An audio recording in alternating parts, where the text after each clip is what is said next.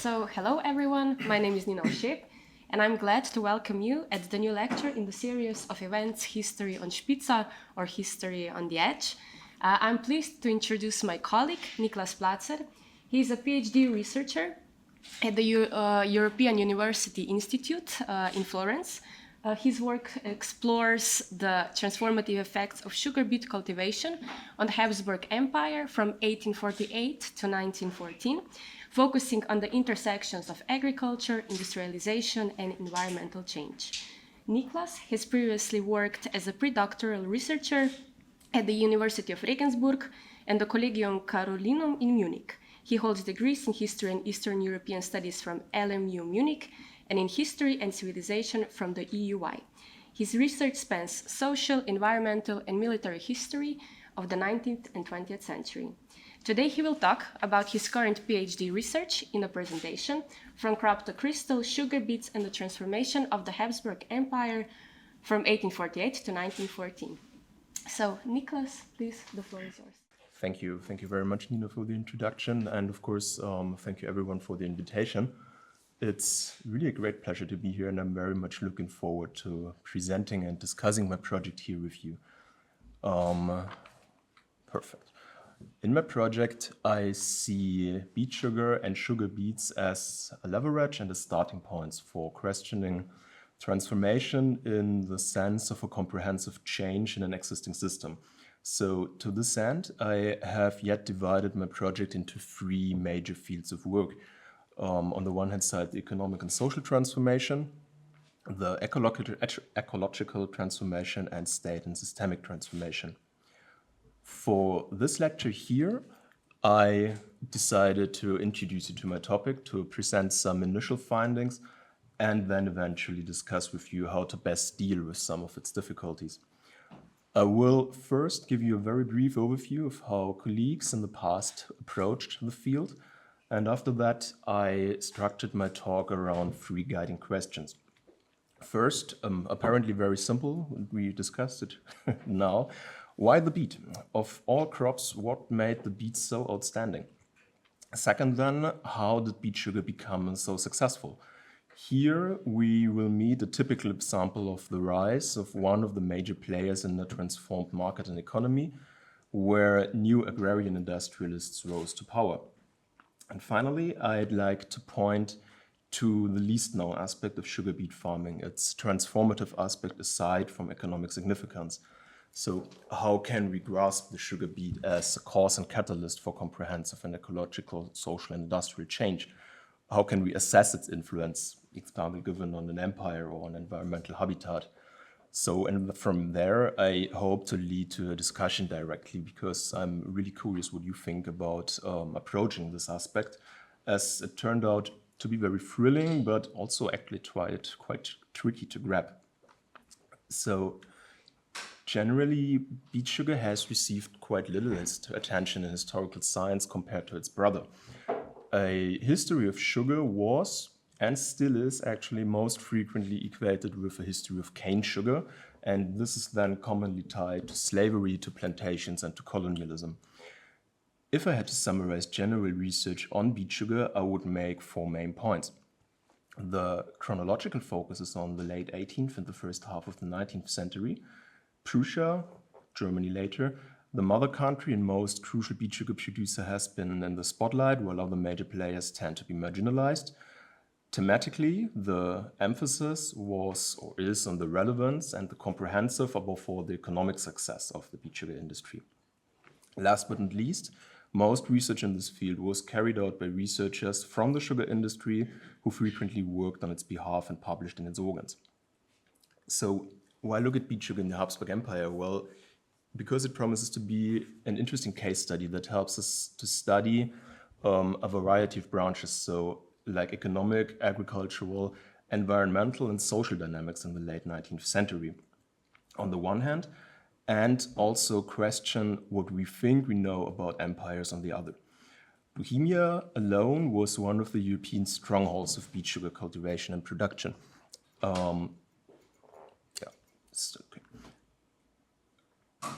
In a very dense network of sugar factories and refineries already produced over 12% of the world's beet sugar in 1860s. Other major beet sugar areas could then be found in Moravia and Lower Austria, and not to mention, of course, in Hungary. Until then, the 1912, the official Sigmund Ziegler estimated that in the Cisleithanian crown lands alone, quote, beet cultivation can hardly be increased anymore, as all soils suitable for beet have already been used for beet cultivation, end of quote. The cultivation and production of beet sugar was also associated with a shift in suppliers and with auxiliary industries. The sugar production and the machinery, for example, made in the Habsburg Empire was praised for its high quality and exported worldwide, together with, of course, ever increasing quantities of sugar. And furthermore, critical technical innovations such as the diffusion process, for example, which made it possible to extract sugar beet more efficiently, were Austrian developments that also improved the beet sugar industry worldwide. In fact, the beet sugar industry in the Habsburg Empire was so successful that even the Germans acknowledged this, which will mean something actually. Christoph Merki, for example, praised the Austrian beet sugar industry for having, quote, developed from the modest beginnings into an innovative and internationally successful leading industry in a short time. From the 1860s onwards, the Danube monarchy was one of the most important sugar-producing countries in the world. The inventions that originated from its soil revolutionized even the processing technology of the colonial sugar industry, end of quote. So, for once, there is no master narrative of the progressive Germans and the backward Habsburg economy in this case. The historiography of beet sugar in the Habsburg Empire, this again switched the slides, I'm sorry, reads more like a hagiography actually, because it highlights most and foremost its economic significance and its huge success. Don't worry, I won't give you an entire historiography, but I highlight the two most important factors here. On the one hand side, the Dion of researching sugar beets in Habsburg Empire and the most recent work. To this day, historical beet sugar research in the Habsburg Empire can hardly be separated from the work of Jakob Baxer. His research background and focus is still very typical of research today, and the research today still continues to rely heavily on him. Baxer, originally a sociologist by training, was initially involved in the Austrian sugar industry, where different companies employed him. Since 1923, he also taught as a lecturer, a Privatdozent, at the University of Vienna, where he eventually then became also an adjunct professor in 1932. 3 years later, the National Socialists revoked Baxer's Venia Legendi for still unclear reasons, and he had to leave the university. But the University of Vienna did not reappoint him after 1945, possibly because he had also published anti-Semitic articles even after his dismissal by the Nazis. For me, interesting is that Baxer published over 60 studies during his careers on sugar. His initial work is a study of the early Habsburg sugar industry, published in 1937 and commissioned by the influential Leibniz Sugar Company. Baxer later expanded his focus to the Habsburg Empire successor states, particularly to Czechoslovakia, and he added also other perspective on his work, so focusing, for example, on elites or cultural aspects, and broadened the timeline. However, the focus of the economic significance of the beet sugar industry remained as dominant as the sugar industry itself, which frequently commissioned his research. Baxer's work was essential to studying beet sugar in the Habsburg Empire, and he is still used as a reference today. However, he must be understood within the context of his background, especially given his close ties to the sugar industry, which commissioned his work more than once. He presented the history of the beet sugar industry as a fabulous economic success story for everyone. The focus on the economic importance and of the success and its ties to the sector remained prevalent and is also reflected in the latest research. This is especially striking in the 2014 volume edited by Werner Kohl and Susanna Steiger-Moser. Although this volume is very rich and informative, its generally descriptive character is as striking as the fact that most authors worked in the sugar industry, most are not trained historians, and the industry partly sponsored the volume. This is then particularly problematic because those authors tend to frequently avoid using footnotes and clearly labeling their sources. In addition, the authors refer heavily to Baxter and recite his positions uncritically.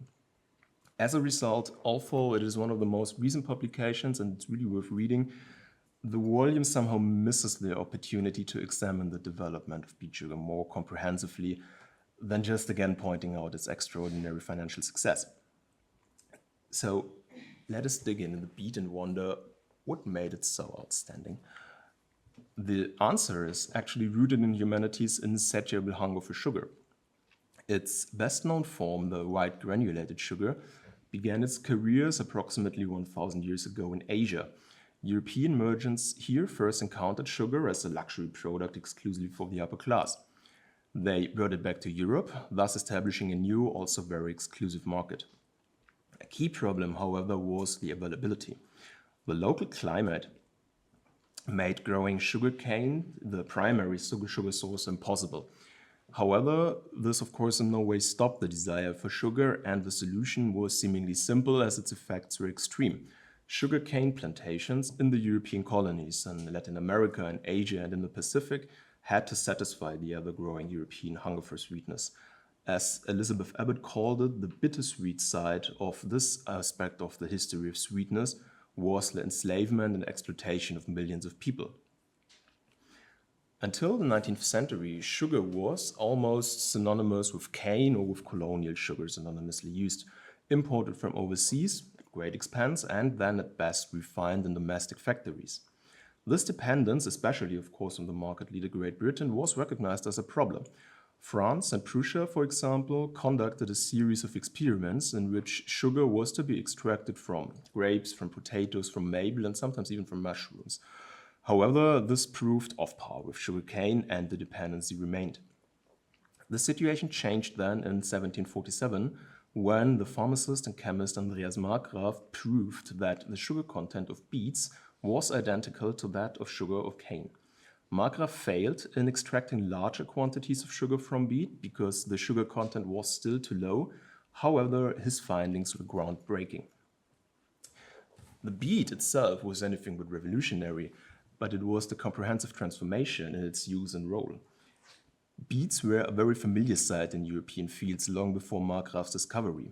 Unlike the potato, for example, beets or turnips were fully established in agriculture.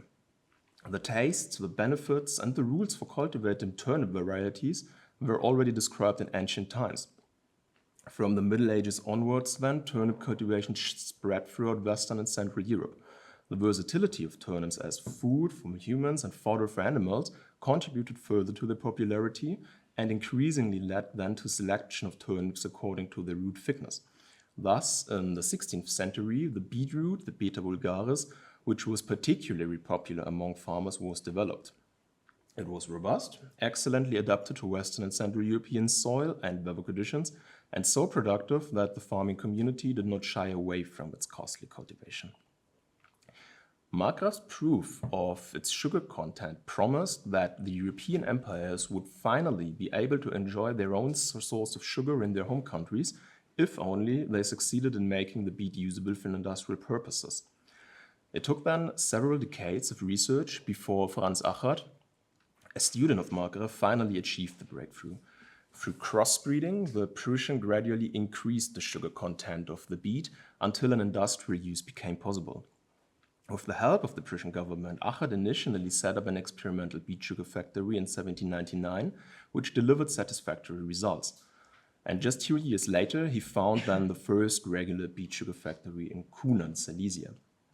Achard was a scientist and entrepreneur mostly, but he also made a very convincing political case of the advantages of a domestic sugar industry. The global sugar trade, he argued, was hitherto, quote, largely an English monopoly. The importance of domestic sugar production for every state as a means of extending the boundaries of its mercantilist independence, to which political independence is often linked, needs no further proof, end of quote. A domestic sugar beet industry, so Achard, is of crucial importance for every beet-producing country. It would make them independent of imports from overseas and thus strengthen the domestic industry. Achard went, however, even further and described the beet sugar industry as a way of, quote, lifting the misery of 500,000 people groaning in the yoke of the harshest tyranny. This matter will be extremely important and kind to all humanity. Those who do not feel this, I do not like to have as friends." End of quote. For Achard, beet sugar was then not only an economical version of sugar, but also the opportunity to implement a moral transformation. Beet sugar, produced by the free, was, unlike bloody cane sugar, the modern and civilized way of sugar. So before beet sugar, sugar beet became the centerpiece of further transformation, it was itself the subject of an agricultural transformation. Beta vulgaris was morphed from an ordinary field crop into the linchpin of an agrarian industry of unprecedented proportions. The centuries-long establishment of the beet in agriculture played just as significant a role in accepting the beet's new role as did scientific progress in cultivating sugar-rich beet varieties. The growing demand then for sugar, the prospect of a lucrative business, the stimulation of the domestic industry around an agricultural product, and moral considerations were further factors in the successful transformation. Since the beet sugar industry emerged at the beginning of the 19th century, to come to the second part, it has been engaged in a fierce competition with the cane sugar industry, constantly setting new superlatives for sugar. Its global market grew steadily, and more agricultural land was used for cultivation. Prices fell, and at the same time, sugar consumption rose exceptionally. In Un autre monde, Jean-Jacques Gorenville describes then une révolution végétale against humanity, which ultimately fails because war breaks out in the plant world, starting with the dispute between cane and beet sugar. Published in 1844, Gorenville depicted this in a tangible and utterly brutal manner, as we can see here. The sugar cane really mercilessly beats its brother bent over a wooden tub. Another lifeless beet already lays next to the sugar cane, and the blood of the maltreated is scattered on the ground. In the background, two sugar loaves loom, and a terrified-looking carrot hurries over, while two pipe-smoking tobacco plants watch the action quite impassively. It is generally doubtful that this planned revolution against humanity ever happened. However, the war between cane and beet sugar spread throughout Europe based on a revolutionary discovery in the plant world. A battle very typical of this war was fought in the port city of Trieste between the engineer Peter Rotermann and his employer, the powerful trading company Reiher and Schlick. Peter Rotermann was the chief technician of this Austro-Triestine trading house, Reiher and Schlick, one of the most significant and influential companies in the Habsburg Empire. The company traded with various spices and goods, but sugar was among the most important. Reiher and Schlick dominated the Habsburg market and importing cane sugar mainly from the Pacific. Rotermann had dedicated his entire life to sugar. The family, originally from Hamburg, but then emigrated to the Habsburg Empire in the early 1800s, had already produced several experts in sugar refining. Peter, however, really stood out. Like his father, he was initially trained in Hamburg to produce high-quality cane sugar. Nevertheless, he became very curious once he learned that the Prussians successfully produced sugar from beets. When Rotermann approached his employee, he disclosed all his findings and preparations he had already achieved and made, so we can learn everything today. Building on his skills and knowledge he argued of cane sugar production, Rotermann undertook extensive studies on the harvest, soil, and the modern technology needed to extract sugar from local beets. He then traveled to Prussia and France, contacted renowned scientists and industrialists to learn as much about sugar beet and its specifics as possible. Quickly, he understood that beet sugar could be actually the superior alternative to cane sugar. Omitted import duties, tax exemptions, and of course the possibility to grow and produce in home climes. Back in the Habsburg Empire then, Rotermann convinced some colleagues from Reiher and Schlick to support him, and he managed to come to terms with the tenant of the Meierhof in Hirn to grow sugar beets on his land. Test runs on beet sugar cultivation and production were satisfying, but Rotermann never had the intention of leaving Reiher and Schlick. Instead, he hoped to diversify the company's portfolio by adding beet sugar and thereby, I guess, move up within the powerful company hierarchy, perhaps even becoming a partner. However, when he submitted his proposal to Reiher and Schlick to find a beet sugar factory under his management, the company rejected him and his partners and eventually dismissed them without further ado. The trading house had no interest actually in establishing a homegrown alternative and competitor to its imported cane sugar. Furthermore, the head office of Reiher and Schlick claimed that beet sugar would lose this competition anyway. However, Reiher and Schlick saw this challenge actually more seriously than they first admitted. In October 1844, the trading house warned in its Journal of the Austrian Lloyd about the rising competitor. I quote, "Today, there are 25 beet sugar factories in Bohemia, most of them with significantly increased activity, just as this industry is gaining in importance in the whole monarchy in a most remarkable way. The Association of Polish Landowners in Galicia has declared its intention to cultivate such a large area of land with beets that they will be able to supply not only the nearest regions, but also distant provinces of the monarchy with their product, for which they have already ordered 18 steam boilers in Aachen. And in recent times, we now also have the example of 2 colonial sugar refineries which have been transformed into beet sugar factories." The competitor was thus gaining momentum, while Reiher and Schlick had dismissed the entire technical management of its largest and most important sugar factory, which proved not so much of a good idea. Because Rotermann did not give up. Throwing in all his money and supported by further bank loans, he eventually succeeded in setting up the intended factory in Hirn, and within only a few years he set up further ones with great success. He also ensured that his sister would marry his friend and colleague, the engineer Konrad Patzenhofer, allying the two families together. Shortly after, Patzenhofer founded then his own successful factories in a rapidly growing market. Rotermann had correctly interpreted the signs of times. Since the middle of the 19th century, beet sugar companies popped up all over the Habsburg empires. In contrast, the colonial sugar lost more and more of its market power to the state-supported alternative. From about 1850 onwards then, beet sugar almost entirely overtook the Habsburg Empire market and became a worthy rival for cane sugar also in the international market. Rotermann himself eventually became a prosperous sugar baron. In 1878, he was then awarded the Imperial Order of the Iron Crown Third Class, which was associated with his elevation to hereditary knighthood. After his death, his sons Rudolf and Daniel succeeded their father as company managers. They themselves were committee members of the powerful Zentralverein für Rübenzuckerindustrie, the Central Association for the Beet Sugar Industry, which was founded in 1954. Around the same time then, Reiher and Schlick lost its dominance in the Habsburg monarchy until it was finally completely ousted from it in the mid-1860s. Rotermann's rise is very symbolic of the rise of the beet sugar industry in the second half of the 19th century. The competition between beet and cane sugar led to ever larger quantities of the sweet commodity at ever lower prices. Global consumption soared, eating and consumption habits changed over the long term, and the market power shifted. In the 1900s then, Phillips Chamber of Commerce Atlas put global sugar production at 11,226,837 tons annually. Cane sugar comprised approximately 5.5 million tons and fell then the first time just behind beet sugar at 5.6 million tons. And the British share looks actually higher than it was because Phillips Atlas only focused on the most important beet sugar producers, while smaller ones like Switzerland, for example, fell off. The actual market share of the beet sugar was up to 65% at the peak compared to cane sugar. The beet sugar challenged the dominance of the British cane sugar trade, eventually transforming the global market. In 1902, this then culminated in the Brussels Sugar Convention, the very first multilateral trade institution to monitor global production and compliance with international trade rules for raw materials.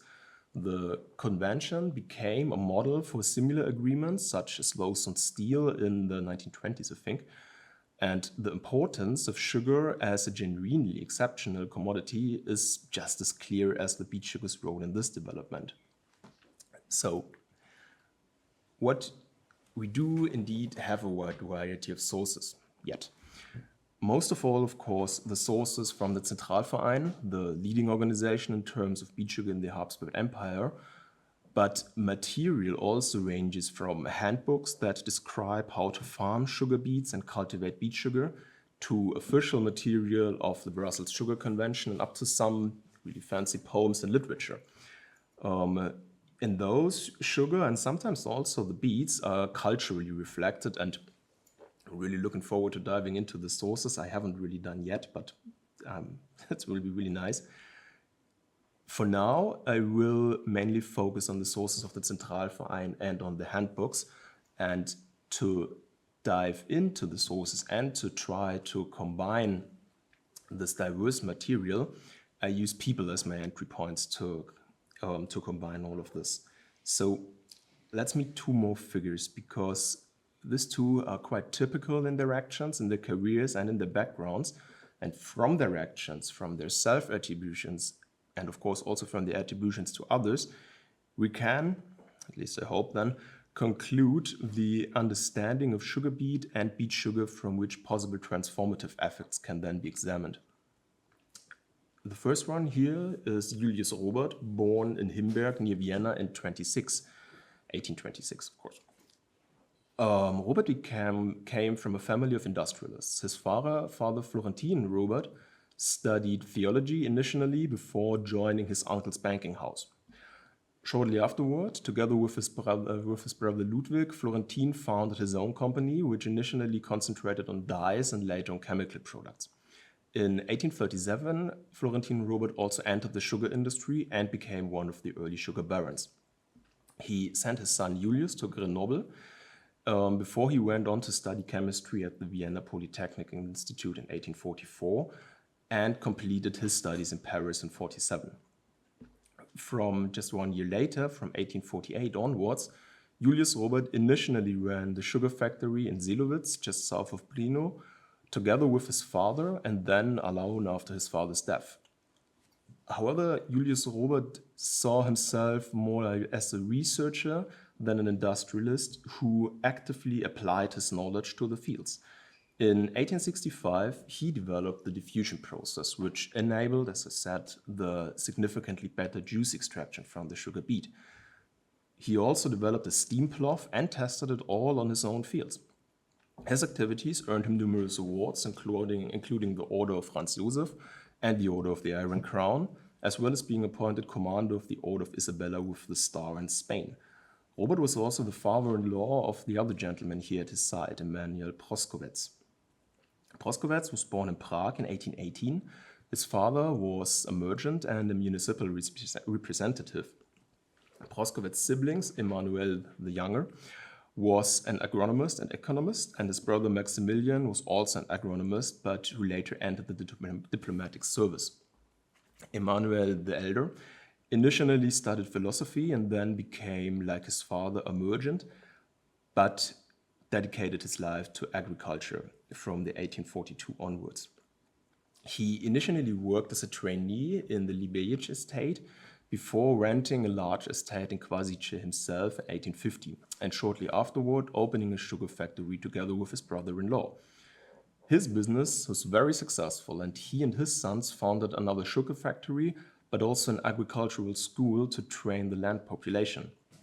The sources here, especially those of the Zentralverein, describe him as a, quote, fiery apostle of agricultural progress, especially among the Hanakian population. With great energy, by example and instruction, he proved that the peasant farmers cultivated their estates more rationally, end of quote. Proskowetz was also politically active. He was a councillor of the Olmütz Chamber of Commerce and Industry from 1859, and then a member of the Imperial Council and Moravian Parliament from 1861 onwards. In this capacity, he campaigned for regulating water management mostly in Austria, particularly regulating the Morava and constructing the Danube-Oder Canal.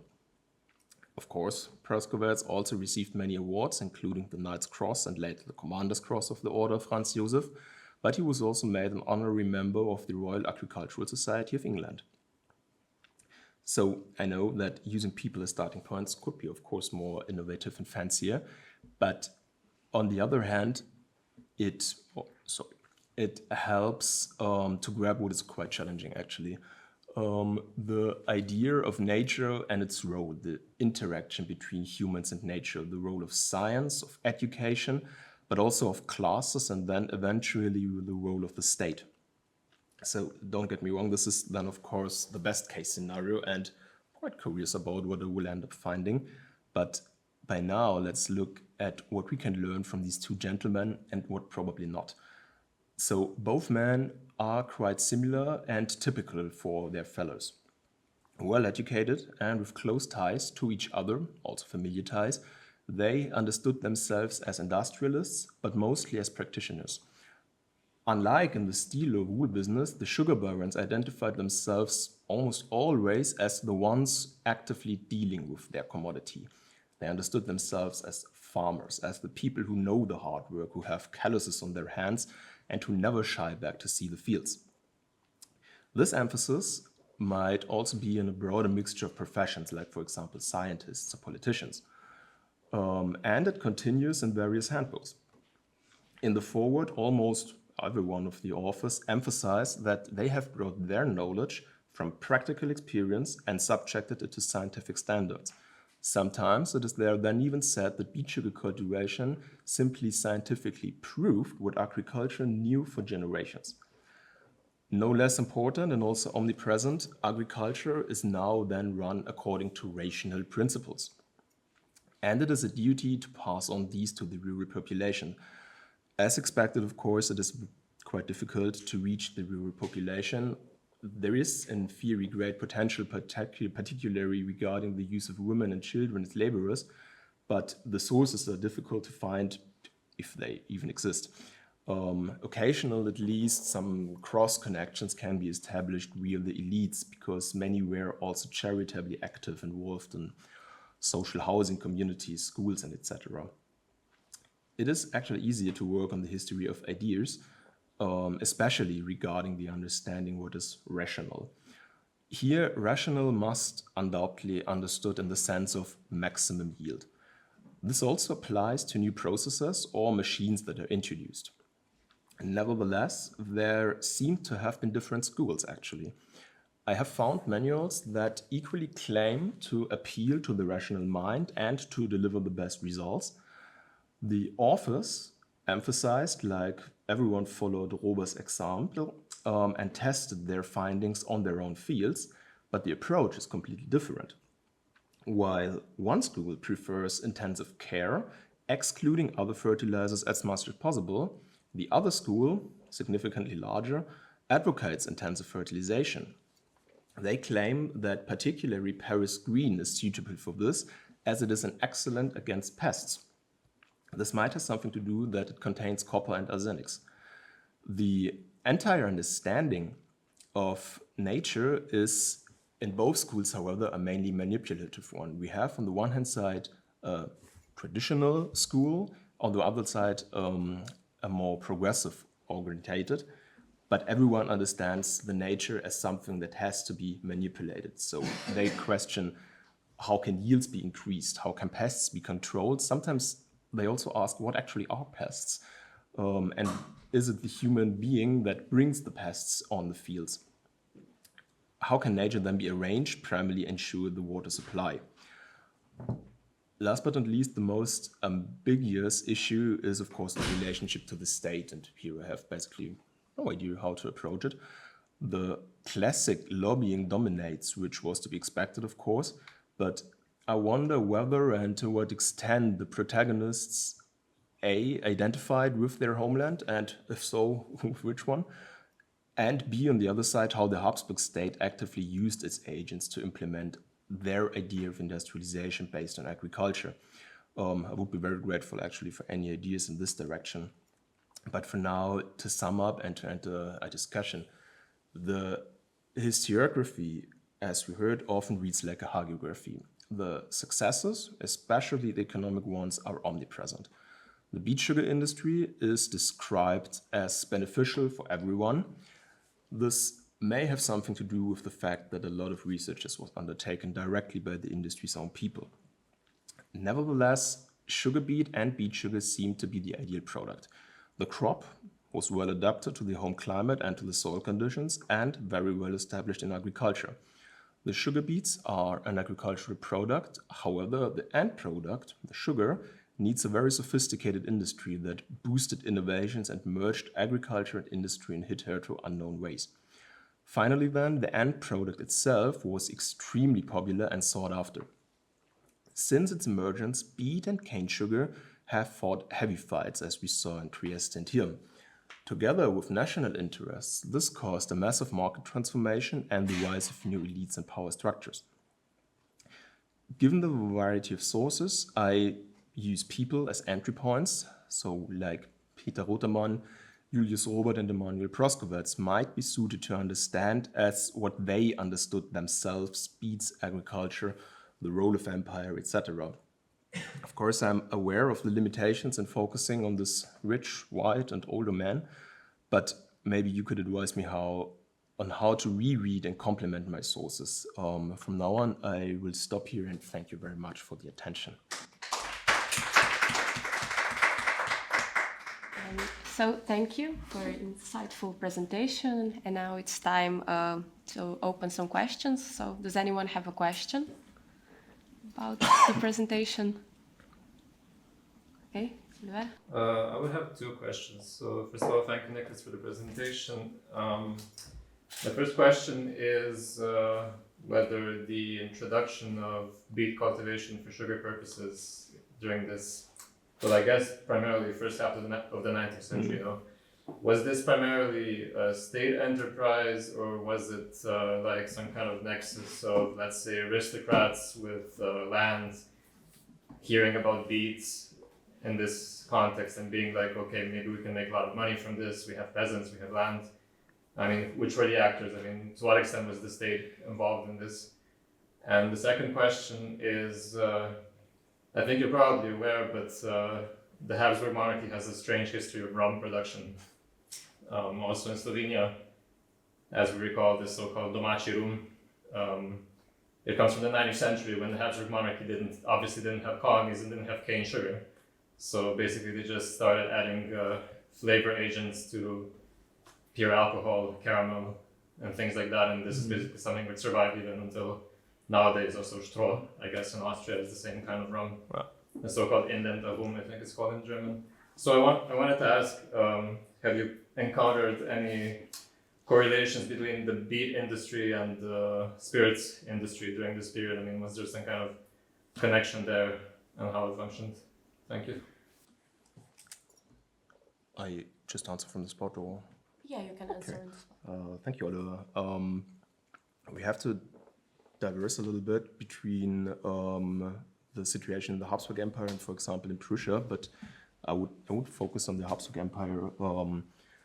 It is quite striking that in the beginning a lot of these actors and these agents have been nobles, or at least the lower nobility, but they have been more like belonging to a middle class. They were quite well educated. Most people were engineers, actually, but they used the beet sugar as some kind of a springboard to socially elevate. They had, of course, the state behind them, because the state mostly in the beginning, and it fell in 1848 then, protected the domestic beet sugar industry by taxes. Actually, this tax protection, so the role of the state, and not necessarily only the Habsburg state, but each state who produced beet sugar, was till the very end very, very important, because beet sugar can be very lucrative, but it's very cost intensive to produce. So, and even in times where still slavery was used, cane sugar was by far cheaper, so they needed the tax protection. So those people who worked as entrepreneurs always had to balance between their own interests and to have the state behind them. This was later a taxing problem, actually. And those protection taxes actually fell in 2017, so 2017, where officially it was declared that there will be no more protection by, in this case, than the European Union on beet sugar. So this industry has become very influential, actually. But the main actors, I would say, were, in the beginning at least, middle class, educated people who saw this as a springboard. And of course, for everyone who succeeded, at least one failed. Mostly in the beginning, it was very risky. Just to invest in a project which is also reliant on weather, very simple. So if they couldn't find the fitting soil or enough soil, you need relatively much to produce enough beets. You just couldn't get the funding out of this. And the room production, I've seen it actually, and I've seen two things. That on the one hand side, rum itself, and I have no idea why, was still imported and made from cane sugar. I have no real explanation for this now actually, because the beet factories which produced beets not only produced sugar, but also could use the whole product. So they also sold, for example, the melasse on all the side products. Also, alcohol, spirits were important, sweets as well. Some were its own chocolate producers then. But the handy thing on this beet was that you could use it really as a whole. So you produced the sugar as the end product, but also you could produce alcohol, you could produce the waste products of sugar for animal fodder, for example. This was quite important. So I have to dive in deeper into rum, but alcohol was produced also by the factories, yes, definitely. Okay. Any more questions?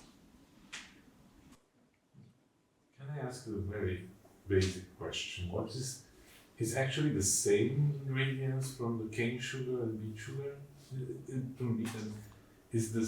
What's the difference? The difference in the product or the difference in the progress? In product. So you can theoretically make the same product of the cane and the whole beet? That's the point. There is no difference. There is no difference in taste. There is no, in the end product, in the granulated sugar product. There are various different ways of sugar. So the granulated is just the most popular one. But you have Candice sugar, for example, or later the Demerara sugar. So different forms into the refinery process. In the most popular and the most important salt product, the granulated one, you have no difference in the chemistry, and also you can't taste any difference. It shall, I haven't tried it yet, but people claim it shall taste a little bit different in its pre-processing steps. But those products are not really, do not make the majority of the sales. So in this granulated process, there is no difference. There is a huge difference in making it, of course, but the sugar itself is the exact same. And this was then this breakthrough that the Marquardt, he did not even find the sugar content, because people, they knew that turnips had to taste sweet. I think the first explanations of the taste of the sugar beet and the sweet character was made in the ancient times by Plato. So really wide back. But what Markgraf did was to prove that the chemistry of beet and cane is the same. And then it was on his successor, on Achard, to crossbreed and to raise the sugar levels so that we could use them. They could use them industrial. Well, maybe I've just missed the fact when the most productive factories appeared in Austro-Hungary. In which period? There have been very productive factories in the first period around the 1830s. You could divide this period of beet sugar a little bit in the very beginning, also in the first quarter of the 19th century, where also the Napoleonic blockade was very important against cane sugar, and people demanded sugar, so they needed an alternative. And there the beet sugar came exactly in time. But after this Napoleonic blockade was then elevated, the beet sugar industry fell down a little bit because it had not yet the same structures and the same institutions as, for example, cane sugar. But they didn't give up, and then they retried again, and the first really successful ones, I would say, began in the 1830s. But on a broad level, where a lot of factories were successful from the 1860s onwards. And they're very professional, so they had this Zentralverein is very important because there has been some associations, but the Zentralverein was the biggest one, and they included all the industrials from Bohemia, Moravia, all from the whole Cisleithanian Empire. Hungary was different. They had their own interests, their own associations, but the Zentralverein was very well organized, very good connected also to politics,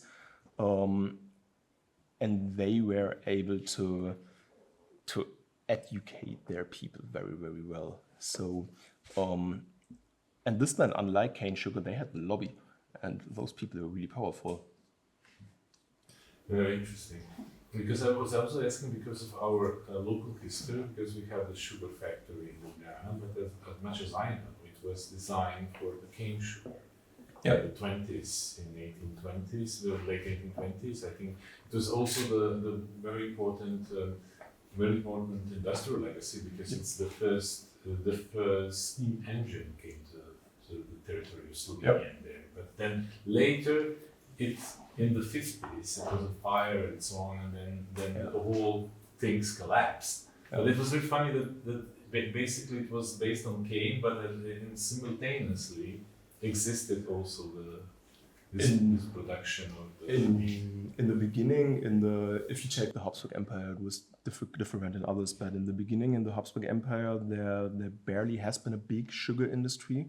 But the factories that were focused on cane sugar, and they had to import it at really, really high prices. Of course, it's complicated to import, and it's just very risky, because if you import sugar with a ship over the ocean, a lot of things can happen. But the sugar factories which existed focused on cane sugar. They imported some usually raw sugar and refined it then in local factories. I have unfortunately not looked at the one in Ljubljana, but I guess it was similar to the other industries where they were on the one hand side important to boost the economies and also to bring innovations. And I have this feeling in general that the sugar industry, because it is so fast and because it is so dense in its development, quite a lot of innovations have come from there. Because it's also very variable from engineering, chemistry, a lot of different aspects. But frequently, these factories, which were based then in the cities, were not very beloved by population because on the one hand side, it was quite polluting, it smelled very bad, and it was dangerous because the producing in the sugar factories were very, very afraid of fire, for example. Fires always broke out. But this is when along this auxiliary industries, the insurances, for example, raised because it was just important to insurance against a fire. So it is very closely entangled to various different forms, but those cane sugar refineries they would then shifted in their process to beet, mostly because of the taxes. The cane sugar which could be imported was very, very highly taxed. It was way cheaper and way more economical to use the local beets, as they hadn't had protection tolls. And then we can see a little bit that it shifts also from the cities to the countryside. So this is then what I said. I wonder about how the state used them, because you have a little bit, if you go for industrialization, you have this idea of industrialization, Manchester industrialization. So you have the people coming to the cities, working in industries and in refineries. Fair point. But this is not true for the beet sugar industry, because the beet sugar needed so much space and so much soil to cultivate, they moved to the countryside to have also shorter ways. So it is the vice versa direction, and this is why I think, at least, and this is my problem now, I can't prove it, why I think that the state was very well aware of it and very well aware of the benefits of this kind of industry. They had the land, they had the soil, they had their tradition in agriculture. So I guess, or I think, they used this as a form of industrialization from the land side or from the countryside. But this is more like my thinkings now. I would be really happy to how to prove it. One thing about the structure of the land, it's also the agriculture kind of history. What kind of this complex of sugarcane industry in Austria? What kind of, did they have their own fields, or they were buying from the farmers, huge farmers? Both. It depended where. If you take Bohemia, for example, you had quite a relatively little amount of people who owned huge varieties of land and who produced the beets and then sold it to the factories. There have also been examples. Broskowitz, for example, owned his own land and owned his own fields where he had both. But from what I saw now, this was more an exception. So they worked together with the farmers, but they usually did not own the fields, unlike in Prussia, for example. But this is what I saw now. And for example, in Moravia, it was then a little bit different because more farmers and more landowners owned smaller parcels of land. What is there, as a side note, interesting, in Moravia is a lot of the people owning the land were of Jewish origin, and they work together with their Christian peers, sometimes directly, sometimes via handsmen. So this would be then another interesting field where to use, but in terms of land division, depends on where. Okay, thank you very much. Thank you. I have one question. So, in what kind of environmental conditions did the beet grow? Like, I want the soil conditions, like the soil conditions, and also the climate conditions. The climate conditions in general, what we have here in Central Europe. So you need not too much sunshine and not too much rain. It is quite picky in terms of heat. I have somewhere because you a wonderful mentioned description, but I that did it not was know. in Czechia, in Bohemia, in Hungary, and I really wonder how it was with the lands of nowadays Slovenia. If you notice that there were like There fields of have been some in Styria. I can't really say now whether there have been ones in Slovenia as well. The soil has to be quite loamy with high nutritions, but you have to harvest and to grow them. You have to dig the ground very, very deep. I suppose it's near the field of Drava and Ormož. Yeah, because That's where they used to be the refinery. So I suppose there's some kind of tradition also. At least the conditions are there. If you give North in Slovenia. If you give me a little bit more time, I have written down somewhere the conditions, and also in English, because I started to work on this in German, and then I translated it to English, and of course I forgot the terms. in that time, if anyone has any other questions. Yes, maybe one question about if there were any significant social conflicts or labor struggles around the industry. Later on, I found some actually, and this is a little bit this thing what I would like to point out more the role of the workers.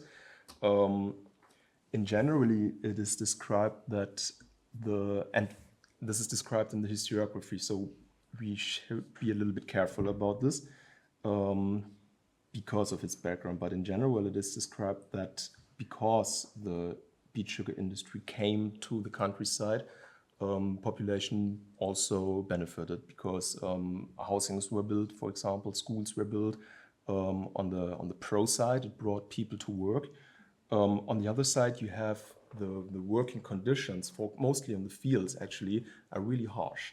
It's not fun to work on the beet sugar field. There have been strikes and there have been not uprisings, but quite severe strikes and severe labor fights for the whites, and they were successful.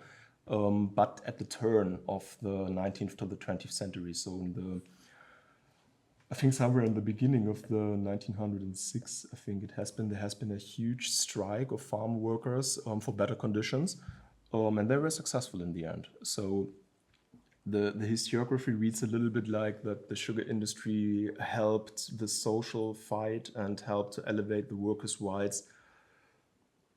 I would be a little bit careful actually, because yes, they got their rights, yes, after they striked and after they really had a harsh time. And this is what when we talked before, Nina, the role of women, for example, yes, they were employed, and there are some hints that because of their employment into the sugar industry, they helped to feed the family, basically. But the thing is a little bit, did they had an alternative? And the answer there would be no. So it was very strict, and of course there have been advantages and benefits, yes, but how to read them? And given just these conditions, and there's a very famous photography actually at around the turn of the centuries where you have some 10, 15 women lined up on the fields, all bent over to work on the beets, and then the first worker, of course, a male, standing there with a stick and supervising them. So, and I wondered a little bit more, this contradicts a little bit what Achat said about sugar by the free, for the free. And I think he really meant this actually. It is quite often and frequently in the sources. But it reminds me strongly on the robot a little bit that was actually abandoned then in the Habsburg Empire. And maybe this is a philosophical question, how free work is if you don't have another possibility. But yeah. Yeah. Class question. Very much, very much. And we had every class in this. You had the top level, the industrialists, way backing down to children as workers, and you had for example, every campaign. There were little handbooks published by the Zentralverein, which genuinely described who you are allowed to apply, who you're allowed to work for. How old have children to be for? You have to pay them a certain amount of money until the age of 13, I think. They're allowed to work from 13 onwards. In practice, a lot of families, because they suffered so much, went to notaries and made sure that their children appear to be younger, so that they can be employed in the sugar factories. The class thing there it's super thrilling. It's difficult to grab. That's the main problem.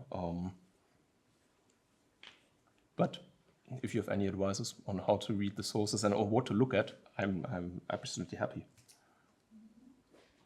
Can I just one more question very shortly? I was interested in the main ecological consequences also of the sugar beet cultivation. I think the main or the most striking ones are this rearrangement of water.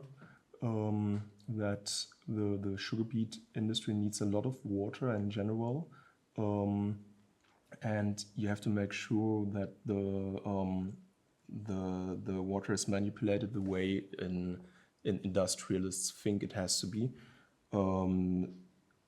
There are sources, and this is then surprisingly a lot in literature and in contemporary literature. There it is described that, for example, forests are deforested to make more space for fields. Sometimes new sorts of pests came in from, they were very much surveilled. What kind of bugs basically come to the fields also, and the more sugar was grown, the more pests came because they were just attracted by this. And also but this is then a little bit, I think, the ultimate task. The conditions of the soil changed as well, because the sugar beet itself it's very fascinating that it's very rich in nutrients. It gives the soil a lot, but it also takes a lot. And so, for example, you can't grow sugar beets 2 times in a row in the same field because it does not go well with each other. Also a strange thing. But it can complement wheat, for example, very strongly. So you have a little bit at the peak, mostly, so 1912, when this official said that, you had a strong monoculture on sugar beets. And I'm sure this affected the soils, but the question is how to grab it. And this is why then I went to the Technical Museum in the first instance, because I thought maybe they have some documents on this, how the soil was, how the soil has been. Sadly, no, but I found poems. What you expect to find in a Technical Museum. But I think, yeah, the main consequences are reflected there more in literature and more how people saw actually what changed.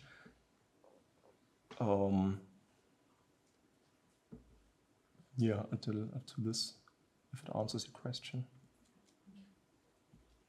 Okay, so any more questions? Anyone on Zoom? Then, Niklas, I would thank you for your presentation. Thank you. And as you may already know, if you come to our event in person, then you can drink very delicious Turkish coffee and eat some really nice biscuits. And as my colleagues like to say, I already smell really good coffee, so I think it's time to say that we finished. Thank you. Thank you.